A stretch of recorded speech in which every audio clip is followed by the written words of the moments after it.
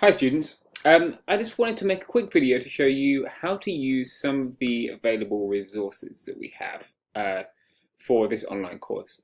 One of these is Prezi. So the Prezi software is an alternative to PowerPoint. I like it a bit more because it gives a more intuitive representation of ideas in space.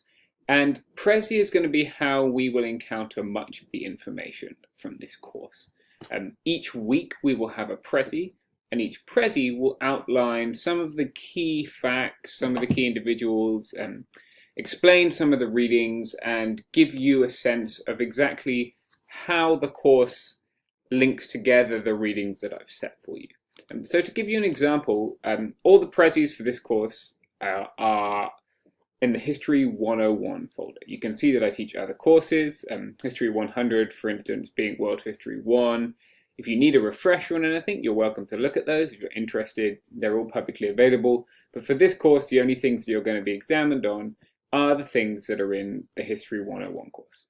To view these, you just go ahead and click on them. And then, as you will see, the presentation will take a second to load, or longer than a second to load. And then you can move through each of the slides by clicking this arrow button down here on the right. So click this arrow button, you'll see a little description, and then you'll come across these videos. To play these videos, you're just going to click the play button, and it directly Hi, I'm John Green. This is Crash Course. And those videos are designed to enhance a reading that you've had or to help explain things. If you then move through all of these, you'll see sometimes there will be questions for discussion, sometimes there will be facts, sometimes there will be images or pictures. It should, sometimes these videos will be embedded along with the text. This should be fairly intuitive and pretty easy for most of you to use, but if you have any problems, of course, you can email me or get in touch to talk about that. But eventually this will become a very valuable tool for you. You can go back to these and use them. I will include a link to the Prezi in each week's readings, and I would like you to make sure that you look at these every week. They shouldn't take you that long, but they should be a valuable addition to the readings. I wanted to make sure that everyone knew how to use Blackboard as well. The address, as you will see, sdccd.blackboard.com. You'll get there, you'll type in your username and password, and you'll log in.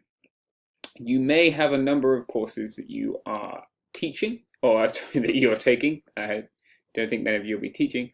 And in this case, what you will want to be doing, and this is the previous example, but History 101. You'll click on History 101, and that will take you to our course page. I've put a fun image at the top from my own dissertation work. And then for each week, you will see a set of readings, and they're gathered under a folder for each week. And there is a folder which will give you the writing projects for the course. The online tests are gathered in exams. And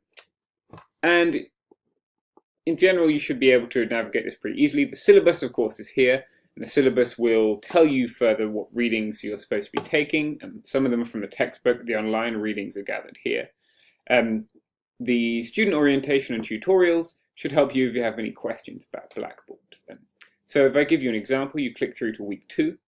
This will have the Prezi. It will have worksheets that I want you to do, if there are worksheets that I want you to do, and it will have any online readings, which I've highlighted in the syllabus, but which you won't find in the textbook. So there should be a folder for each week. I hope that they will be in order. Sometimes, for some reason, Blackboard likes to take week 1 to the bottom, but you should be able to find them all here. The writing projects, you will see the different writing projects are here. Those are explained further in a separate video, but this is where you'll find them on the Blackboard page. Okay, I hope that was useful. If you have any further questions, let me know.